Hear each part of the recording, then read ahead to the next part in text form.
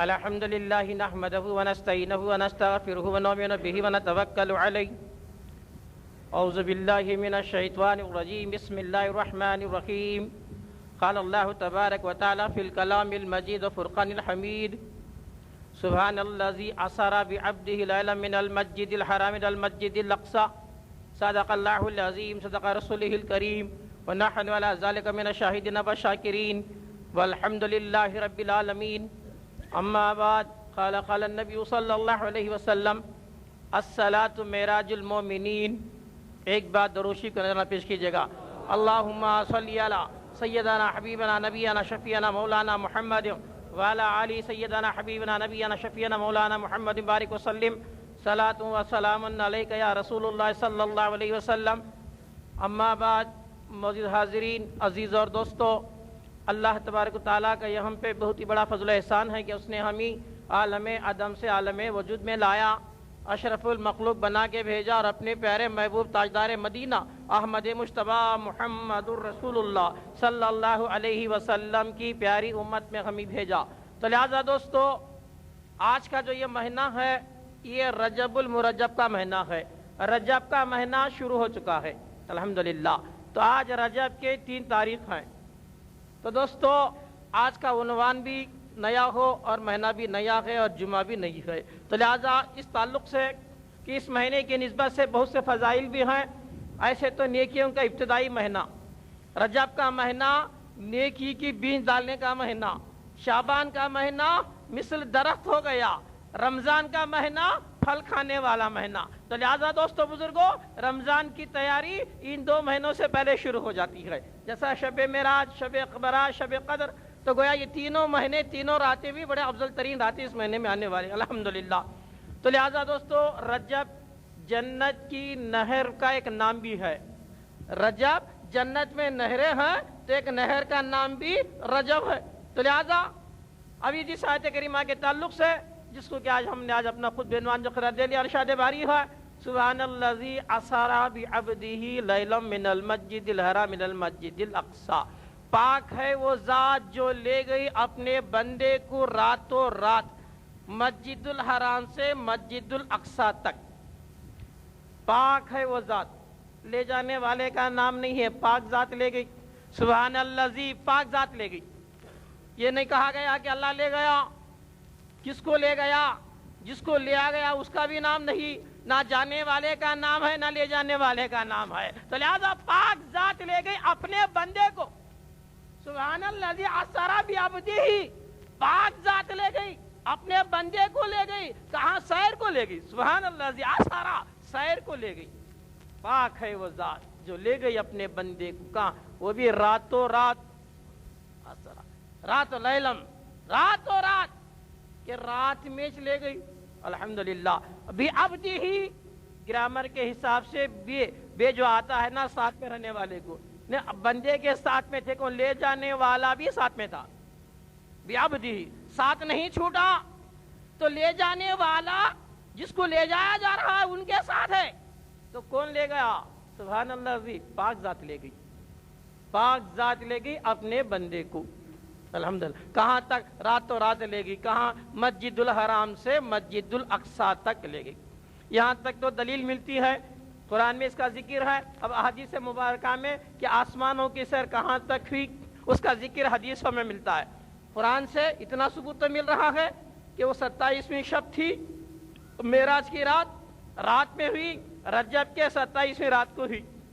تو دوستو، رات میں معراج کیوں ہوئی؟ دن میں معراج کیوں نہیں ہوئی؟ رات کا ذکر یہاں پر کب تک ہوئی، کہاں تک ہوئی، اس کا بھی ذکر ضروری ہے. معراج کا واقعہ ایسے تو پیارے نبی صلی اللہ علیہ وسلم کی پوری حیات طیبہ معجزہ. سارے پیغمبر آدم علیہ السلام سے لے کر عیسیٰ علیہ السلام تک جتنے پیغمبر دنیا میں تشریف جو لائے ہیں تو ایک ایک معجزہ لے کر آئے ہیں. اللہ تبارک تعالیٰ ہر نبی کو ایک معجزہ عطا کیا تھا، مگر دوستو ہمارے رسول سراپا معجزہ بن کر آئے ہیں. تو معراج کا جو واقعہ ہے یہ بھی میرے آقا کا ایک زندہ معجزہ ہے الحمدللہ. میلاد کا آنا، جو نبی آئے ہیں آنا میلاد ہے، جانا معراج ہے نا؟ اب تک جو نبی کے آنے کا ذکر ہم نے کہا میلاد النبی، نبی کا آ جانا، قد جاکم من اللہ نور، کہ اللہ کی طرف سے، اللہ کی جانب سے نور آ گیا تمہاری طرف۔ تو گویا دوستو میرے محبوب کا آنا یہ میلاد ہے، اور اللہ کے پاس جانا یہ معراج ہے۔ آنا اور جانا، کون آیا کون گیا، نہ آنے والے کا نام بھی نہیں بتایا، نور کی حیثیت سے بھیجا، عبد کی حیثیت سے بلایا، قد جاکم من اللہ نور، کہ نور بھیجا، نور آیا اور لے گیا کس کو؟ بعبدہ، عبد کو لے گیا، رسول کو نہیں لے گیا، نبی کو نہیں لے گیا، مصطفیٰ کو نہیں لے گیا، بحیثیت عبد کے لے گیا، عبد کو لے گیا ہے نا، بعبدہ، بندے کو لے گیا۔ یہ نہیں کہا کہ نور کو لے گیا، یہ نہیں کہا کہ رسول یا نبوت کو لے گیا۔ تو دوستو آنا نور تھا اور جانا عبد والی بات ہے۔ کہاں تک لے گیا؟ تو لفظ معراج، میم عین رے الف جیم بھی وضاحت کر رہا ہے۔ جیسا دوستو ایک عاشق رسول نے اس کی وضاحت کر دی۔ معراج میں جو میم ہے، میم سے مراد محمد رسول اللہ صلی اللہ علیہ وسلم، عین سے مراد عرش بری، رے سے مراد رات، الف سے مراد اللہ سے ملنے، جیم سے مراد جسم کے ساتھ، جسم کے ساتھ، جسد کے ساتھ، اور وہ بھی جیم سے مراد جاگتے ہوئے، سوئے ہوئے نہیں، خواب میں نہیں، جاگتے ہوئے، جگے ہوئے، بیداری میں۔ تو معراج محمد رسول اللہ صلی اللہ علیہ وسلم عرش پر گئے، رات میں گئے، اللہ سے ملنے گئے، اور وہ بھی جسم کے ساتھ گئے۔ تو بعض لوگوں کو ڈاؤٹ ہے، بعض لوگ نادان ہیں جو پوری طرح اس معراج کے واقعے کو نہیں سمجھے ہیں۔ انہوں نے بعض جگہ لکھا ہے کہ معراج رسول کو جسم کے ساتھ نہیں ہوئی، جسمانی معراج نہیں ہوئی، خواب میں ہوئی۔ بعض لوگ کیا کہتے ہیں کہ حضور کو جو معراج مبارکہ جو ہوئی ہے یہ خواب میں بتاتے ہیں۔ تو دوستو معراج اگر خواب میں ہوتی ہے نا، خواب میں تو دوستو بزرگوں غلامان مصطفیٰ کو بھی معراج ہوتی ہے، غلامان مصطفیٰ کو رسول کے صدقے میں روحانی معراج ہوتی ہے۔ حضرت امام اعظم ابو حنیفہ رضی اللہ تعالیٰ عنہ، انہوں نے کہا کہ میں نے خواب میں اللہ کو 100 بار دیکھا۔ امام اعظم ابو حنیفہ رضی اللہ، خواب میں معراج ہونا کسی کو تعجب نہیں تھا۔ تو دوستو ابو جہل کو اگر ڈاؤٹ آیا تھا تو دوستو جسمانی معراج پر آیا تھا، روحانی معراج پہ نہیں آتا تھا۔ خواب میں تو سبھی جا سکتے ہیں کہاں کہاں بھی، تو خواب پر کسی کو ڈاؤٹ نہیں تھا۔ تو ابو جہل کا انکار کرنا کہ راتوں رات حضور اکرم صلی اللہ علیہ وسلم معراج میں گئے، مسجد الحرام سے مسجد الاقصی تک گئے، اللہ سے مل کے راتوں رات آ گئے، زنجیر بھی ہل رہی تھی، بستر بھی گرم تھا۔ تو ابو جہل کو ڈاؤٹ آ گیا، ان بولا کیسے ممکن ہوگا، کتنی دور کا راستہ آن کی آن میں کیسے طے کیے ہوں گے۔ تو ابو جہل ڈاؤٹ کیا، کیوں؟ حضور جسمانی معراج بتلائے تھے، اس وجہ سے ابو جہل کو ڈاؤٹ آیا۔ اگر حضور یہ بولتے میں خواب میں گیا تھا تو ابو جہل کو ڈاؤٹ نہیں آتا تھا۔ تو لہذا دوستو ابو جہل کا ڈاؤٹ اس بات کا پروف ہے کہ میرے آقا کو جسمانی معراج ہوئی۔ اور جا کر ابو بکر صدیق رضی اللہ تعالیٰ عنہ سے ابو جہل کہا کہ جن پر تم ایمان لائے ہو تمہارے محمد رسول اللہ صلی اللہ علیہ وسلم یہ کہہ رہے ہیں کہ وہ راتوں رات مسجد الحرام سے مسجد الاقصی بھی گئے ہیں اور عرش پر بھی گئے ہیں، اللہ سے مل کر آئے ہیں، کیا تم مان سکتے ہو؟ کون پوچھ رہا ہے؟ ابو جہل۔ کس سے؟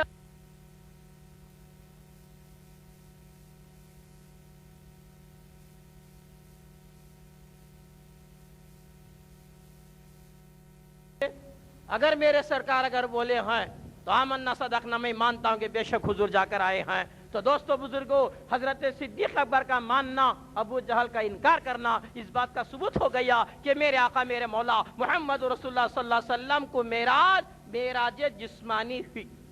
الحمدللہ۔ تو معراج شریف کب ہوئی؟ رات میں ہوئی۔ یہ رات والا بات کیا ہے؟ رات میں کیوں، دن میں بھی ہو سکتی تھی نا معراج؟ وہ بھی کب ہوئی؟ اماس کے اندھیرے میں ہی، 27ویں رجب کو بھی، 14ویں کی چاند کی رات میں ہونا تھا، ہے نا؟ پونم کے دن ہونا تھا، مگر دوستو معراج شریف کا جو واقعہ ہوا وہ رجب کی 27ویں شب ہے، اندھیرا والا ہے، تو رات میں اندھیرے میں معراج ہو گئی، چاند کی چاندنی میں نہیں ہوئی، سورج کی روشنی میں نہیں ہوئی، دن کے اجالے میں معراج نہیں ہوئی، بلکہ معراج ہوئی تو رات ہوئی۔ اس میں بھی کئی حکمتیں ہیں، مگر تھوڑی حکمتیں سن لو دوستو۔ عاشقوں نے لکھا الحمدللہ، بعض عاشق ایسے بھی تھے جو ان کا مقصد زندگی وہ اس وجہ سے جی رہے تھے تاکہ حضور کا انہیں دیدار ہو جائے، سرکار مدینہ صلی اللہ علیہ وسلم کو دیکھنا، ان کا دیدار کرنا، ان کی صحبت میں رہنا ان کی زندگی کا مقصد تھا۔ بعض صحابہ کرام کی زندگی کا مقصد کیا تھا؟ صرف حضور کو دیکھنا، دیدار ہو گیا تو ان کو مطمئن ہو گیا۔ تو لہذا دوستو اگر معراج شریف کا واقعہ بجائے رات میں ہونے کے اگر دن کو تھوڑی دیر کے لیے میرے محبوب کا وجود غائب اگر ہو جاتا، نظروں سے غائب اگر ہو جاتا، نہیں معلوم کتنے عاشقوں کے جنازے نکلتے، کتنے ایسے عاشق رسول تھے جو خالی حضور کو دیکھ کے جی رہے تھے۔ تو لہذا دوستو بزرگوں، اللہ یہ بھی نہیں چاہ رہا تھا تاکہ عاشقوں کی تکلیف ہو جائے، معراج کے بہانے کسی نبی کے چاہنے والے کو، عاشق رسول کو، غلام مصطفیٰ کو تکلیف نہ ہو جائے۔ تو دوستو اس وجہ سے اللہ تبارک و تعالی رات میں معراج کے واقعے کو رکھا۔ ایک اور سبب، دین کا جو بھی معاملہ ہے، عقیدے کا جو بھی معاملہ ہے، ایمان کا جو بھی معاملہ ہے، وہ سب بھی غیب میں رہتا ہے، پردے میں، اندھیرے میں رہتا، چھپ کر رہتا۔ ایمان کا معاملہ بھی کہاں ہے؟ با غیب میں ہے نہیں۔ آمنت باللہ، ایمان مفصل تو ہر ایک کو جاننا ضروری ہے نا۔ آمنت باللہ و ملائکتہ و کتبہ و رسلہ، اے اللہ میں ایمان لایا اللہ پہ، رسول پہ، فرشتوں پر، کتابوں پر۔ اللہ پردے میں، اللہ کو ہمیں دیکھے گا؟ اللہ کو دیکھے نہیں، اللہ غیب میں ہے نا، تو مگر ماننا ضروری ہے، چاہے ہماری سمجھ میں آئے یا نہ آئے، ہم کو نظر آئے یا نہ آئے، مگر دوستو اللہ پر ایمان لانا ہوگا، رسولوں پر ایمان لانا ہوگا، کتابوں پر ایمان لانا ہوگا۔ تو معلوم یہ ہوا دین کا اکثر و بیشتر حصہ کیا ہے؟ غیب میں ہے، چھپ کر ہے، پردے میں ہے، تو ماننا ہوگا۔ تو لہذا دوستو اسی وجہ سے معراج کے واقعے کو بھی اللہ تبارک و تعالی رات میں رکھا تاکہ ماننے والوں کا امتحان ہو جائے، ماننے والوں کا ایمان کا امتحان ہو جائے۔ اس وجہ سے اللہ تبارک تعالیٰ پیارے نبی صلی اللہ علیہ وسلم کے معراج کے واقعے کو بھی رات میں رکھا۔ اچھا، رات میں رکھا، اندھیرے میں کیوں رکھا، دن میں کیوں نہیں رکھا؟ اس کی اور ایک حکمت، دن میں اگر معراج شریف کا واقعہ ہوتا تو یہ سورج بھی ذرا کر سکتا تھا کہ میرے اجالے میں، میری روشنی میں حضور منزل کو پہنچے تھے، حضور معراج کو گئے تھے۔ تو یہ سورج کی جو روشنی ہے یہ کیا ہے؟ یہ سورج کی روشنی بھی میرے نبی کے نور سے ہے۔ سورج کی جو حیات ہے، سورج میں جو چمک ہے، سورج کا جو وجود ہے میرے نبی کے نور سے ہے نا۔ تو لہذا دوستو قیامت کے دن یہ سورج بھی یہ نہ کہہ سکے کہ میرے اجالے میں، میری روشنی میں حضور معراج کو ہوئے، چاند کی چاندنی میں بھی نہیں۔ کیوں؟ اس وجہ سے تاکہ چاند بھی یہ محسوس نہ کرے کہ میری روشنی میں حضور منزل کو پہنچ گئی۔ لہذا دوستو اللہ تبارک تعالیٰ میرے محبوب کو کسی کا محتاج نہیں بنا رہا ہے، پوری کائنات میرے نبی کے محتاج ہے، میرے آقا کسی کے محتاج نہیں ہے، نہ چاند کے، نہ سورج کے، نہ چاند کی چاندنی ضرورت ہے، نہ سورج کی روشنی۔ کیوں؟ چاند میں جو چاندنی ہے وہ نبی کے نور سے ہے، سورج میں جو روشنی ہے وہ نبی کے نور سے ہے۔ تو لہذا دوستو معراج کا واقعہ جو ہوا رات کو ہوا، اور آگے بڑھیں آپ، رات میں ہوا الحمدللہ۔ اچھا، یہ 27ویں کو اسی دن کیوں ہوا؟ اس کے بھی تھوڑے وجوہات ہیں۔ تو گویا دوستو روایتیں ملتے ہیں کہ پیارے نبی صلی اللہ علیہ وسلم اس دن تبلیغ اسلام کے لیے بہت دیر تک محنت کیے، کرنے کے بعد، بہت دیر تک محنت کرنے کے بعد بھی اس دن ایک کوئی انسان بھی اسلام قبول نہیں کیا۔ بہت تبلیغ کرنے کے بعد بھی اس دن ایک آدمی بھی، کوئی بھی ایمان نہیں لایا۔ پیارے نبی صلی اللہ علیہ وسلم کو شام میں اپنے چچیری بہن حضرت ام ہانی کے مکان میں چلے گئے۔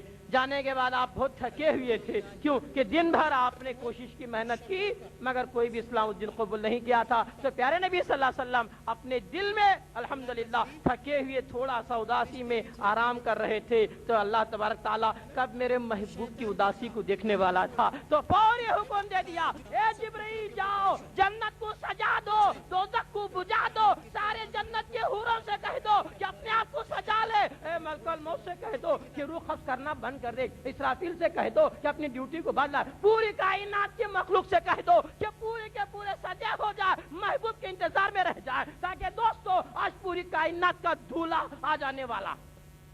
تو دوستو بزرگوں، پورے کے پورے حضرت جبریل امین نے کیا کیا؟ الحمدللہ پورے جنت کی حوروں کو کہہ دیا کہ سو تیار ہو جاؤ کہ جن کے خاطر کائنات بنی تھی، جن کے لیے دنیا بنی تھی، جن کے لیے پوری کائنات کا وجود تھا، تو لہذا وہ آج دولہا یہاں پر آنے والا ہے، سب سج جاؤ، اپنے آپ کو سجا لو۔ تو لہذا دوستو بزرگوں، اللہ تعالیٰ نے حضرت جبریل سے کہا، اے جبریل تم فوری جاؤ، میرے محبوب کو بلا کے لاؤ، سیر کرا کے لاؤ۔ سیر اسی کو کہتے ہیں جو انسان کوئی تھکنے کے بعد میں جو واکنگ کو لے جاتے ہیں۔ تو دوستو حضرت جبریل علیہ السلام معراج کی رات محبوب کو لینے کے لیے اللہ کے حکم سے فوری نیچے آ رہے ہیں۔ اب رہا مسئلہ یہ ہے، اللہ تعالیٰ کیا کر رہا ہے؟ اے جبریل اکیلے نہیں جانا، بلکہ کیا 70,000 فرشتوں کی فوج کو ساتھ میں لے جاؤ۔ الحمدللہ بھائی کسی تو بلانے گئے تو کوئی بڑا آدمی آ رہا ہے، کوئی بڑا سی ایم اگر پی ایم اگر کوئی آ رہا ہے، پرائم منسٹر، تو کیا سنگل آدمی جا بلا دے گا؟ با اس کے استقبال کے واسطے زیادہ مجمع ہونا، کثیر مجمع ہونا، کیوں؟ آنے والے کی لیاقت کے لیے، آنے والے کی عزت افزائی کے لیے تو زیادہ سے زیادہ کثیر مجمع کا انتظام کیا جاتا ہے، تاکہ آنے والا محسوس کرے کہ کس کے واسطے آ رہا، کیوں آ رہا ہے۔ تو لہذا دوستو اللہ تعالیٰ بھی میرے محبوب کو بلانے کے لیے سنگل جبریل سے حکم نہیں کرتا، 70,000 فرشتوں کی ٹولی کو لے جاؤ۔ اور وہ بھی کیسے بلا کو لانا؟ اب کسی تو بلانے کا رہا تو کیسا؟ کیا خالی چلا کو بلانے ہوتا؟ کیا نہیں، کار کا انتظام کرو، بڑا ہے تو پلین کا انتظام کرو، ہیلی کاپٹر کا انتظام کرو، جتنا بڑا عہدے والا ہوتا ہے اتنا اس کا ذریعہ ہوتا۔ جنرل بات ہے کیا نہیں بھی؟ کسی تو معمولی کونسلر کو بلانا رہا تو آٹو بھیجوا کرتے، ایم ایل اے کو کا کار بھیج کرتے، ہے کیا نہیں؟ ایم پی آ رہا فرسٹ کلاس ٹکٹ بک کروا کرتے کون سی، ابھی نہیں بات رہا پرائم منسٹر آ رہا ہے تو ہیلی کاپٹر کا انتظام ہونے کرتے۔ کتنا گریڈ والا ہوتا، سواری بھی اتنی اونچی ہوتی، کیونکہ آنے والے کی عزت کے لیے۔ تو دوستو اللہ تعالیٰ بھی میرے محبوب کو دونوں جہاں کیا قوم مولا کو بلانا جب چاہ رہا تھا تو سنگل نہیں بلا رہا تھا، 70,000 فوج کو فرشتوں کے ساتھ بھیج کے کیا کہتا ہے؟ اے جبریل تم سواری کو بھی لے جاؤ، براق کو بھی لے جاؤ۔ سواری کا بھی انتظام، آج تک براق پہ کوئی سوار نہیں ہوا، براق تو بنائی گئی ہے، اللہ اکبر، مگر براق کے لیے بھی کیا اللہ تعالیٰ حکم دیا، براق کو لے جاؤ، سواری کو لے جاؤ۔ ایسا نہیں بلا کو لانا، سوار کر کو بلا کو لانا، براق پہ بٹھا کے لانا، میرے محبوب کو ایسا ویسا نہیں لانا، لانا ہوگا تو سواری کا انتظام کر کے لے جاؤ۔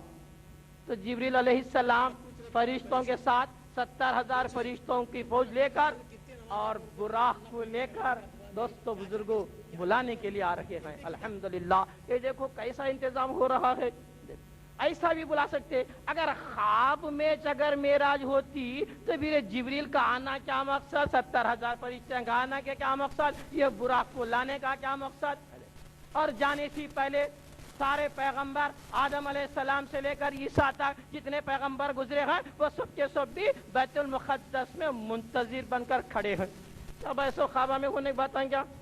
معراج خواب میں نہیں ہوئی، وہ رو میں ایسا مثال الصلاۃ معراج المومنین، نماز مومنوں کے لیے معراج ہے کیا نہیں؟ حدیث ہے نہیں، نماز مومنوں کے لیے معراج ہے۔ اب نماز کا ٹائم ہوا کہ نا، میں سو کو تھا، میں خواب میں نماز پڑھ لے گٹ کو، میری نماز ہو گئی لے با، میں خواب میں پڑھ لگا چلتا جا با۔ توجہ دو میرے بھائی، اگر میں نیند میں سو گیا، سو کو میں جمعہ پڑھ لیا لے با، خواب میں جمعہ کی نماز پڑھ لی ان لوگوں، تو کیا فرض ادا ہوا؟ کیا نہیں ہوا، بلکہ کیا بیداری میں نماز پڑھنا، ہوش میں نماز پڑھنا، شعور میں نماز پڑھنا، مذہوبیت میں نہیں پڑھ سکتے، دیوانگی میں نہیں پڑھ سکتے، ہوش میں پڑھنا ہوگا۔ تو لہذا دوستو 2 رکعت نماز جب معراج کی جھلک ہے تو 2 رکعت نماز کو بھی پورا کرنا ہوگا، تو جسم کے ساتھ کرنا ہوگا، بیداری میں کرنا ہوگا، حاضر ہو کو کرنا ہوگا، کانشیس میں کرنا ہوگا۔ تو دوستو بزرگوں 2 رکعت کی نماز کے لیے جسم ضروری ہے، 2 رکعت کی نماز کے لیے ہوش ضروری ہے، بیداری ضروری ہے۔ تو بھلا بتا دو دوستو، اگر معراج کا واقعہ خواب میں اگر ہو جاتا، اتنی اہمیت والی بات ہی نہیں ہو جاتی تھی۔ جب 2 رکعت نماز کے لیے جسم کا ہونا ضروری ہے تو اس معراج اولیٰ کے لیے جسم کا ہونا ضروری ہو گیا۔ خواب میں نہیں ہوتی نماز، خواب میں ہوتی کہ نماز نہیں ہوتی، تو اسی طرح خواب میں بھی معراج نہیں ہے۔ تو میرے محبوب کی اگر معراج ہوئی ہے تو جسم کے ساتھ ہی ہے، بیداری میں بھی ہے، اور میرے آقا اللہ کو اپنے سر کے آنکھوں سے دیکھے آئے۔ ما زاغ البصر وما طغى، میرے محبوب نے جب اللہ کا جب دیدار کیا پلک بھی نہیں جھپکے۔ تو خواب میں جب معراج النبی مومنوں کی معراج 2 رکعت نماز نہیں ہو سکتی، تو میرے آقا کی معراج خواب والی ہو نہیں سکتی۔ تو میرے دوستوں، میرے بزرگوں، میرے آقا میرے مولا محمد رسول اللہ صلی اللہ علیہ وسلم کو معراج اللہ تعالیٰ جسم کے ساتھ بلایا۔ اب رہا مسئلہ براق کا سلیکشن ہونا تھا۔ براق ہمیں کئی بن کو ہے، اب کسے لگ جانا؟ وہ اتھارٹی جبریل کو دیا اللہ، اچھے براق کو چن کو لے جاؤ میرے محبوب کے لیے، اچھا سواری ہونا نہیں کیا؟ اب کسے لینا؟ سب کے سب ہراں رس کر رکھے ہیں، کون ہراں بھی کر رہے، یہ براقاں بھی کر رہے، الحمدللہ۔ کیوں؟ جنت کا دولہا آ رہا ہے، جن کے خاطر کائنات بنی، جن کے دیدار کے لیے سب بیتاب ہیں، الحمدللہ۔ براقاں بھی سوچ رہی اپنے آپ میں ہے کہ مجھے موقع ملے گا، مجھے موقع ملے گا، مگر دوستو بزرگوں، حضرت جبریل علیہ السلام سب براقوں پہ نظر ڈالتے ہیں۔ ایک ایسا بھی براق تھا جو بالکل اداس بن کے رو رہا تھا۔ حضرت جبریل علیہ السلام دیکھے آج تو خوشی کا دن ہے، پوری کائنات میں دھوم و بہار ہے، سب اپنے اپنے ہے نا اپنی اپنی خدمت پہ رقص کر رہے ہیں کہ آج حضور کا دیدار ہونے والا ہے، یہ کیا بات ہے کہ یہ براق کیوں رو رہا؟ اس کے پاس جا کر پوچھے جبریل کیا بات ہے، آج سب تو خوش ہیں مگر تیری اداسی کی وجہ کیا ہے؟ تو آج اداس کیسے نظر آ رہا ہے؟ سب تو خوش ہیں مگر تو ایک ہے جو اداس نظر آ رہا ہے۔ قربان جائیے گا اس حور نے کیا کہا، اس حور نے کیا کہہ دیا، اس براق نے؟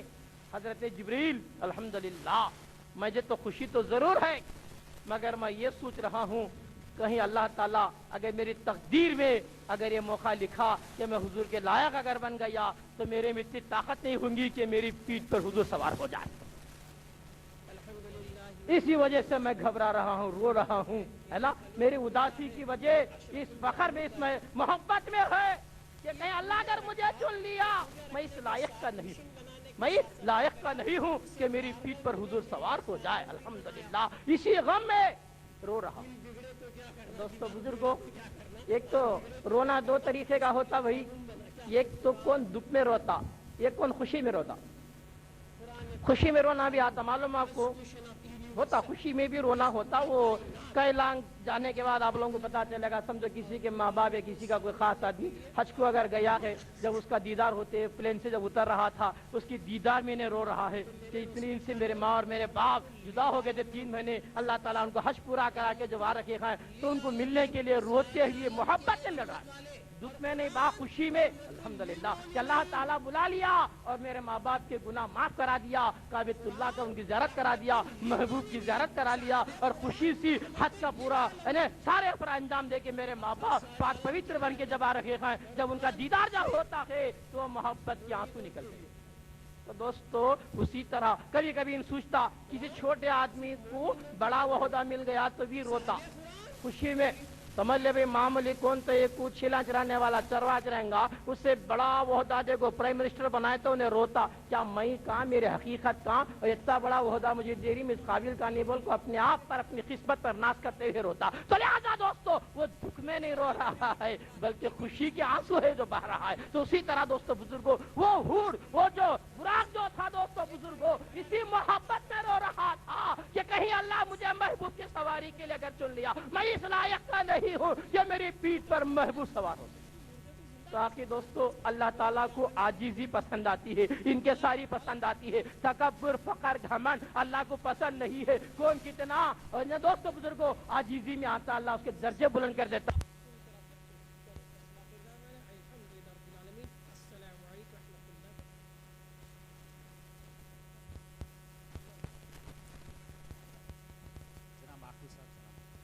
تو یہ براق کا اپنے آپ میں رونا، اپنے آپ کو یاد کر کے محسوس کر لینا اللہ کو پسند آ گیا۔ تو لہٰذا دوستو اللہ نے جبریل سے کہہ دیا اے جبریل جو جتنا اداس ہوتا ہے محبت میں اتنا وہ بالا ہوتا ہے، تو لہٰذا اسی کا سلیکشن ہو گیا۔ اب دوستو بزرگوں اب براق والی بات جب آ گئی تو براق کو بھی لے کے سب طرح سے لے کر حضرت جبریل امی آ گئے۔ کہاں پر آئے؟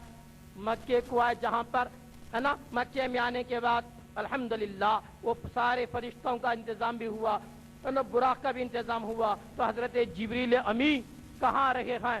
ڈائریکٹ گھر میں گھس کو آنے کی اجازت نہیں.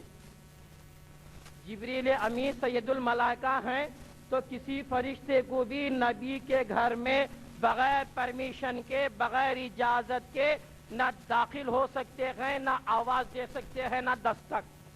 جیسا دوسرے جنرل آدمی کو جا کو میں آواز دیتی پکارتی نہیں، ویسا نبی کے دروازے پر جا کر جبریل کو بھی اجازت نہیں ہے. انسان تو انسان ہے، فرشتوں کو بھی اجازت نہیں ہے کہ نبی کے گھر پہ جا کے خبر دے سکے یا آواز دے سکے، اطلاع کر سکے، بلکہ منتظر بن کے کھڑے رہنا جب تک میرے آقا نہ بلائے. نہ تم اندر جا سکتے ہو، نہ آواز دے سکتے ہو.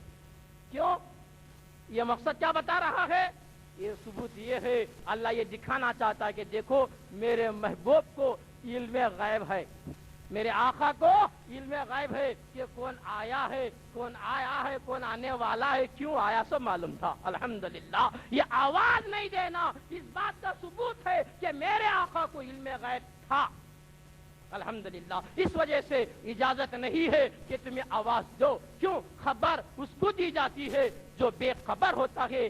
ہمارا نبی باخبر، خبر رکھنے والے، غیب کی خبر رکھنے والے، غیب کو جاننے والے. میرے نبی کو معلوم ہے کہ کون آتا کون جاتا، سب کچھ معلوم ہے. اور حدیث بھی ہے، میرے سرکار نے کہہ دیا صرف میری آنکھ سوتی ہے، دل تو جاگتا ہے.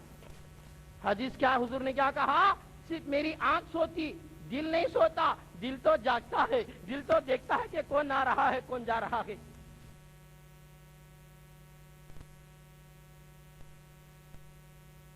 اسی طرح حضرت جبریل امی اب آنا تھا تو اللہ کا حکم تھا جلدی بلا کے لاؤ، مگر حضرت پیارے نبی صلی اللہ علیہ وسلم اپنے گھر میں نہیں تھے. مصلحت خداوندی تھی کہ پیارے نبی صلی اللہ علیہ وسلم اپنی چچیری بہن حضرت ام ہانی کے مکان میں آرام کر رہے تھے. تو حضرت جبریل دروازے سے نہیں آئے، چھت پھاڑ کے آ گئے.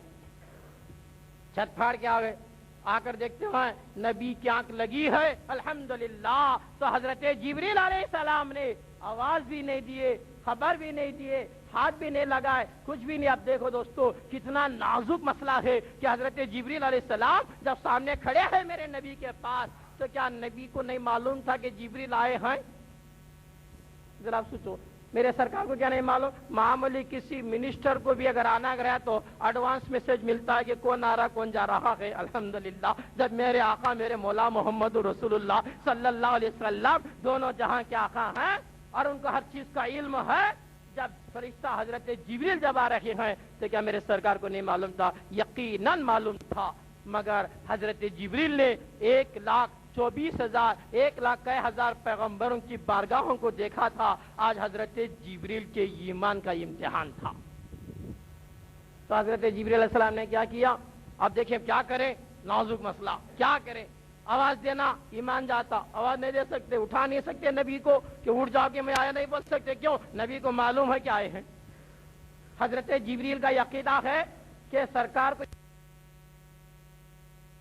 آئے ہیں، اگر نہیں معلوم ہو کو سمجھتے تو اٹھاتے تھے. تو گویا دوستو حضرت جبریل سے بتانا چاہ رہے ہیں کہ سرکار کو سب طرح کا علم ہے، اسی وجہ سے اٹھانا گوارا نہ کیا. آخر اب کیا کریں؟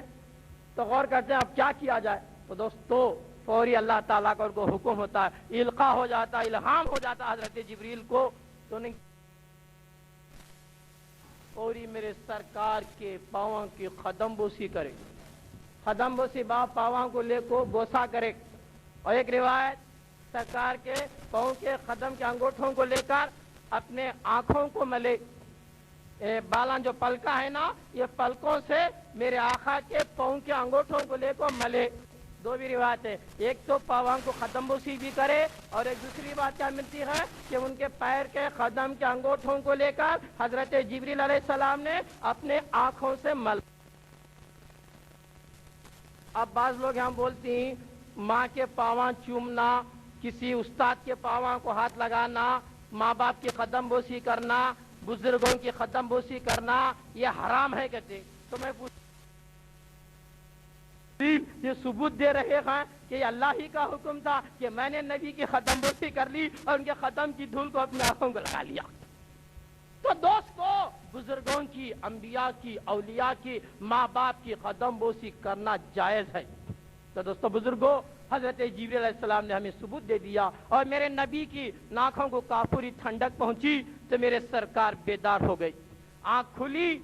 دوستو بزرگوں، کھلنے کے بعد حضرت جبریل علیہ السلام نے فوری میسج دیا کہ یا رسول اللہ صلی اللہ علیہ وسلم، اللہ تبارک تعالیٰ آپ کو سلامت کرتا ہے۔ اس کے بعد میں اللہ تعالیٰ آپ کو دعوت دیا ہے کہ مجھے لے جانے کا حکم ملا ہے کہ میں آپ کو اللہ کے پاس لے جانے کے لیے آیا ہوں۔ الحمدللہ، مرحبا کہ حضور الحمدللہ کہتے ہوئے اب تیاری ہو رہی ہے معراج کی، ہے نا۔ معراج کے بارے میں تو تفصیلی تو بولنا ترجمہ، مگر پہلے خاکہ بتا رہا ہوں، اس میں اور بھی بہت سے رموز ہیں، میں انشاءاللہ تو وہ بھی بتانے کی کوشش کروں گا، مگر پہلے ایک خاکہ بن جائے کہ معراج کیا ہے، کون لے گیا، کیوں لے گیا، کہاں تک لے گیا، یہ تفصیلات پورے بتانے کے ہے۔ تو یہ معراج میں یہاں سے حضور کرم صلی اللہ علیہ وسلم کو جبریل علیہ السلام یہاں پر کہ جب قدم بوسی کرنے کے بعد، آنکھوں کو ٹھنڈک پہنچنے کے بعد، حضور بیدار ہونے کے بعد، اللہ تعالی حضرت جبریل نے اللہ کا جب حکم سنا دیا تو پیارے نبی صلی اللہ علیہ وسلم تیار ہونے کے بعد وہاں سے لے کے نکلتے ہیں۔ وہاں کی بات کے بعد آئندہ جمعہ بتاؤں گا۔ اسی معراج کے مہینے میں ایک اور بھی ہمیں خوشخبری ملنی چاہیے، کیونکہ دوستو بزرگوں، ایسا تو 11ویں شریف کے مہینے میں ہم 11ویں مناتے ہیں، خواجہ سرکار غریب نواز کے غوث پاک کی ہم 11ویں مناتے ہیں، تو یہ گویا دوستو یہ رجب کے مہینے کا یہ اس میں 36 شریف بھی مشہور ہے۔ ہمیں اہل سنت الجماعت والے ہیں، تو لہذا دوستو اس مہینے کی اہم خصوصیت یہ پہلی جمعہ میں معلوم ہونا چاہیے کہ انشاءاللہ، کیونکہ ہم ہندوستان والوں کو اگر اسلام ملا ہے، ایمان اگر ملا ہے، تو سرکار خواجہ خواجگاں خواجہ معین الدین چشتی اجمیری سنجر رحمہ سرکار غریب نواز کے صدقہ طفیل میں ہم ہندوستان والوں کو ایمان نصیب ہوا ہے۔ تو لہذا دوستو اسی رجب کے مہینے میں خواجہ غریب نواز سرکار کا عرس مبارک بھی ہوتا ہے۔ وہ انشاءاللہ تعالی پیر کے دن خواجہ کی چھٹی ہے۔ ہندوستان کے شہنشاہ، ہندوستان کے راجہ، الحمدللہ کہ ہر عاشق کے لیے ضروری ہے کہ جیسا 11ویں کے مہینے میں 11ویں شریف کی نیاز کرتے ہیں، تو اسی طرح خواجہ کی چھٹی بھی اپنے اپنوں میں گھروں میں کر لے کر فاتحہ دلائیے گا، تاکہ ہم بھی ہمیں اسلام ملا ہے۔ آج ان کے احسان میں الحمدللہ ان کا دن منا کر دوستو ہر ایک بھی خواجہ کی چھٹی کر لے سکتے ہیں۔ دوستو بزرگوں، خواجہ غریب نواز سرکار کا ہی بڑا احسان عظیم ہے۔ اگر ہندوستان کو پیارے آقا صلی اللہ علیہ وسلم، میرا خواجہ ہندوستان کو خود نہیں آیا بلکہ رسول کے بھیجنے پر آیا، تو گویا دوستو بزرگوں بہت بڑا احسان عظیم ہے سرکار مدینہ صلی اللہ علیہ وسلم کا بھی کہ انہوں نے رحم کیا کہ خواجہ جیسی ہستی کو ہم گنہگاروں کے لیے بھیجا، اور ان کے صدقے میں اللہ تعالیٰ نے ہمیں اسلام بھی نصیب کیا۔ اور آج بھی دوستو بزرگوں جتنے بھی ہندوستان میں جو اولیاء کرام ہمیں ملتے ہیں تو خواجہ کے صدقہ طفیل میں ملے، ان کا بھی دن اور ان کی نیاز و نیاز بھی کرنا ہمارے لیے ضروری ہے، تاکہ سچا وفادار وہی ہوتا ہے جو اپنے آقا کی غلامی کا ثبوت دینے کے لیے ان کی یاد کو زندہ رکھے۔ تو لہذا انشاءاللہ آئندہ جمعہ اسی معراج کے واقعے سے آگے بڑھیں گے، کیونکہ وقت کا تقاضا ہے کہ انشاءاللہ تعالی آئندہ میں تفصیل سے گفتگو کروں گا۔ اور ایک ضروری یہ بھی ایک اعلان ہے، ایسا تو آپ سبھی جانتے ہیں اعلانات تو ہمارے خواجہ صاحب کر لیں گے، مگر دوستو بزرگوں آپ لوگوں کو دعوت فکر ہے، اس جامع مسجد میں تو پانی کا انتظام سب تو ہے، ایک ٹینکی بھی بنا رہا، تو دیکھ ہی رہے ہیں پانی کے لیے پانی پاک و صاف رہنا ضروری ہے۔ پانی کے انتظام کے لیے تو منتظمین مسجد